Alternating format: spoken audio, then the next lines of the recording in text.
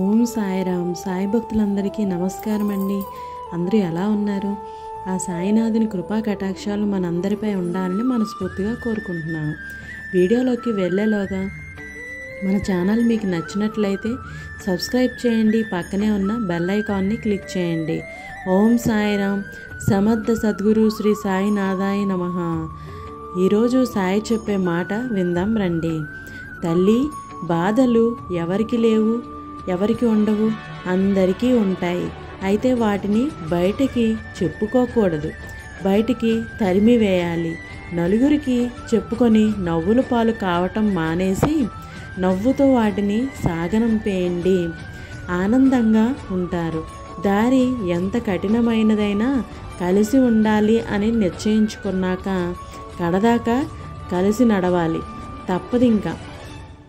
ఎందుకు అనంటే మిమ్మల్ని నమ్ముకున్న ప్రాణానికి మిమ్మల్ని మించేదేది ఉండదు. ఇది గుర్తుపెట్టుకో. నువ్వు కంగారు పడకొద్దు. కలిసి రాని కాలంతో కలిసి ప్రయాణం చేయటంతోనే మీ కథ అనేది మొదలవుతుంది. నమ్మకాన్ని కోల్పోవద్దు. ఎందుకు అంటే ఏ కథనైనా సరే నిలబెట్టేది నమ్మకం ఒక్కటే. కాబట్టి నువ్వు రేపటి బరువుని ఈ రోజు నుండే ఎందుకని మోయడం?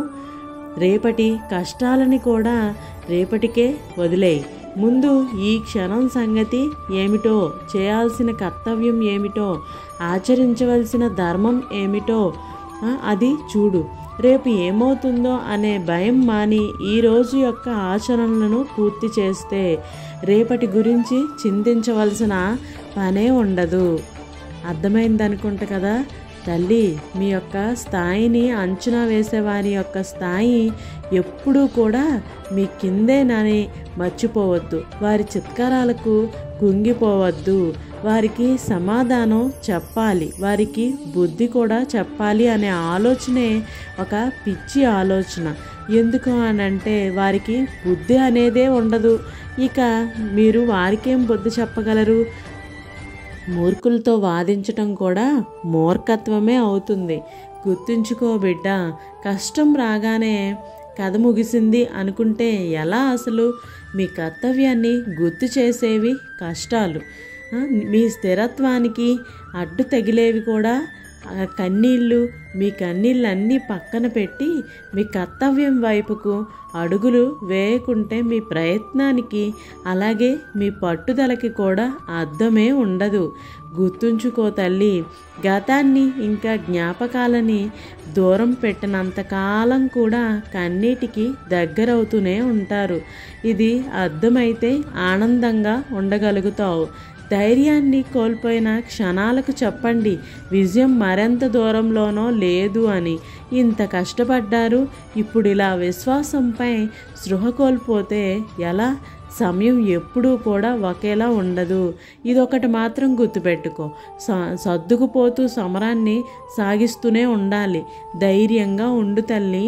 నమ్మకాన్ని ఎప్పుడూ కోల్పోవద్దు. కష్టాన్ని గుర్తించని, కన్నీటికి విలువివ్వని మనిషిని ఎంత దూరం పెడితే అంత మంచి జరుగుతుంది. మీరు బాగా వెతికితే తట్టుకోలేని వారి మాటలకు కూడా బాధపడటం అనేది ఎంతవరకు మంచిదో నువ్వే ఆలోచించుకో. నిర్ణయం కూడా నీదే. అనుకున్నది సాధించాలంటే అనుకోని యుద్ధాలు ఎన్నో చెయ్యక తప్పదు.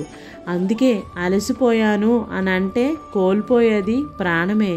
ఆట ఎంత కష్టమైతే నువ్వు కూడా అంతే కఠినంగా మారక తప్పదు. గుర్తుంచుకో తల్లి. మొండిగా ముందుకు వెళ్ళాలే కానీ మోయలేని కష్టం అంటూ ఉంటుందా? కాస్త ధైర్యం కావాలంతే. కాదంటావా తల్లి? మనిషి భయాన్ని మోస్తున్నంతకాలం బాధల్ని కూడా మోయక తప్పదు. ఇక నిర్ణయం. ఈ జగత్తులో జన్మించే ప్రతి శిశువు కూడా ఎటువంటి గుణదోషాలు లేకుండా జన్మిస్తాడు. వాని అంతరాత్మలో ఎటువంటి సంస్కారాలు లక్షణాలు కానీ దుస్సంస్కారాల లక్షణాలు కానీ ఉండవు. అంటే జన్మతః పిల్లల్లో ఎలాంటి గుణాలు కానీ దోషాలు కానీ ఉండవు. అయితే ఈ గుణదోషాలు అనేవి ఏ విధంగా ప్రాప్తిస్తాయి అని అంటే కనుక ఇది మనం ఎప్పుడైనా ఆలోచించామా? తమ యొక్క తల్లిదండ్రుల నోటి నుండి నిరంతరం వినే మాటల యొక్క ప్రభావమే వారి సంతానం యొక్క హృదయ సంస్కారాన్ని కూడా తీర్చిదిద్దుతుంది. ఎలాగా అంటే గ్రామంలోని నదికి వెళ్ళే మార్గంలో జనం పదే పదే నడవటం వల్ల ఒక ఖాళీ బాట ఏర్పడుతుంది. అంటే తల్లిదండ్రుల మనసులోని కోరికలు వారి సంతానానికి ఉన్న నమస్కారంలోని దోషం లేదా గుణమై ప్రతిఫలిస్తూ ఉంటాయి. ఇక ఇది నిజమే. ఇది గుర్తుపెట్టుకొని అయినప్పటికీ తమ సంతానంలో ఏదైనా దోషం కనిపించినప్పుడు వారి తల్లిదండ్రులు ఆశ్చర్యంతో దుఃఖంతో బాధపడుతూ దిగ్భ్రాంతులు అయిపోతూ ఉంటారు. వారి యొక్క హృదయం వారిని నిలదీసి ప్రశ్నిస్తుంది, తమ సంతానానికి ఎంతటి కుసంస్కారం ఇచ్చావేంటి, ఎలా వచ్చింది అని. నిజం ఏమిటంటే పిల్లల్లో తల్లిదండ్రులు వారికి తెలియకుండానే కుసంస్కార బీజాలను నాటుతూ ఉంటారు. అవి తమ పిల్లల మనోపలకం మీద కుసంస్కార వృక్షాలై పెరుగుతూ ఉంటాయి. అంటే తమ యొక్క సంతానం సంస్కారవంతులుగాను ధర్మబద్ధులుగాను ఉండాలని ఆశించే ప్రతి తల్లి తండ్రి కూడా ముందుగా తమ మనసులోని కోరికలను నియంత్రించుకోవటం అవసరం. ప్రతి తల్లి తండ్రి కూడా ఈ విషయం గురించి తప్పకుండా ఆలోచించాలి. కన్నీటిని ఆశ్రయించే ప్రతి కథ కర్మను నిందిస్తూనే ఉంటుంది. నిందిస్తూ అలాగే ఉండిపోతావో చెమటను చిందిస్తూ ముందుకు పోతావో నిర్ణయం అనేది నీదే. గుర్తుంచుకో తల్లి, కష్టాన్ని నమ్ముకున్న ఏ కథ కూడా కన్నీటిని లెక్క చేయదు. నేను చెప్పేది ఆలోచనలకు అంతం లేకపోతే ఇక మనసుకి శాంతం ఎక్కడిది? అదే పనిగా ఆలోచించటం మానేస్తేనే కదా ఆదమరిచి నిద్రపోగలుగుతాము, ప్రశాంతంగా కూడా ఉండగలుగుతాము. అన్నీ అవే సర్దుమరుగుతాయి. నువ్వు నీ జీవితంలో ఎప్పుడూ కూడా అలా ఆలోచిస్తూ ప్రతినిత్యం ఉన్నట్లయితే ఆ ఆలోచనల వల్ల నీ ఆరోగ్యం పాడవుతుంది తప్ప నీకంటూ ఒక గుర్తింపు రావాలి అని అంటే నీలో ఉన్న ఆలోచనల్ని ముందు తరిమివేసి తరువాత నువ్వేం చేయాలనుకుంటున్నావు, నువ్వేం చేద్దాం అనుకుంటున్నావు అన్న ధ్యేయం మీద మాత్రమే నీ కర్తవ్యం అనేది ఉండాలి. నువ్వు ఆలోచిస్తూ ఉంటే ప్రతినిత్యం నీ ఆలోచనలు మాత్రమే మిగులుతాయి. నువ్వు చేయాలనుకున్నది, నువ్వు చేస్తాను అని నమ్మినది నువ్వు వాటన్నిటిని నువ్వు చేయలేవు. అవన్నీ చేయాలి అని అంటే నువ్వు ఖచ్చితంగా నువ్వు అనుకున్నవన్నీ జరిగి తీరాలి. అంటే జరిగి తీరాలంటే నువ్వు లేనిది ఆరోపించటం వలన, ఉన్నదాన్ని కప్పివేయటం వలన సాంసారిక జీవనం అయోమయంగా మసకమసగ్గా అయితే ఉంటుంది.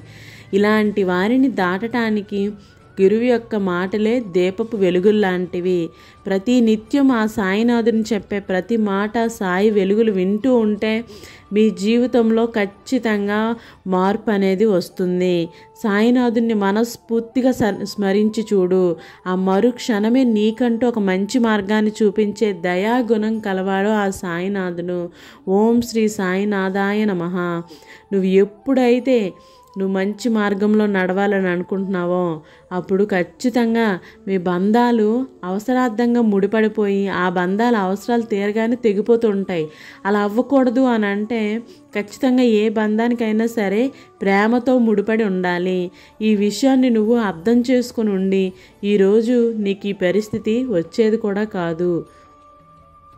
బంధాలు అనేవి ఎంత బలహీనమైనా కూడా వాటిని నువ్వు నీ దగ్గరికి పెట్టుకొని ఎప్పుడూ కూడా ఆ సాయినాథుడిని ఎవరైతే ఎక్కువగా నమ్ముతారో, నమ్మి ఆయన నా ధ్యానమునందే మునిగి యుందురో వారి పనులన్నీ కూడా సూత్రధారినే నేను నడిపించదను అని సాయినాథుడు ప్రతినిత్యం మనతో చెప్తూ ఉంటారు తల్లి. మనకున్న ఏకైక వాస్తవం బాబా గారి పాదాల దగ్గర ఉన్న నేటి క్షణమే. ఆత్మ పరివర్తన పొందే మార్గం కూడా అక్కడ చాలా సులువుగా అయితే ఉంటుంది. నీకు ఎప్పుడైనా బాధగా ఏదైనా అనిపించినప్పుడు దేన్నైనా చింతిస్తున్న ముందు సాయి సమక్షంలోనే ఉన్నాను అని భావించుకోవాలి. మన దృష్టిని వారి పాదాలపైనే కేంద్రీకరించాలి. అప్పుడే పరిపూర్ణమైన నమ్మకంతో కూడా ఉండాలి. నీ మనసు ఎప్పుడూ కూడా చెడు దృష్టిని పోనివ్వకుండా ఉండాలి. అప్పుడే చేయి పట్టి నడిపిస్తారు. చేదోడు వాదోడుగా ఉంటారు ఆ సాయినాథుడు. దుఃఖ సాగరం నుంచి తప్పిస్తారు ఆ సాయినాథుడు. ఓం సాయిరామ్. ఓం సమర్థ సద్గురు శ్రీ సాయినాథాయ నమః. రేపటి సాయి వాక్కుతో మళ్ళీ కలుద్దాం. సర్వే జన సుఖినో భవంతు. Thank you for watching.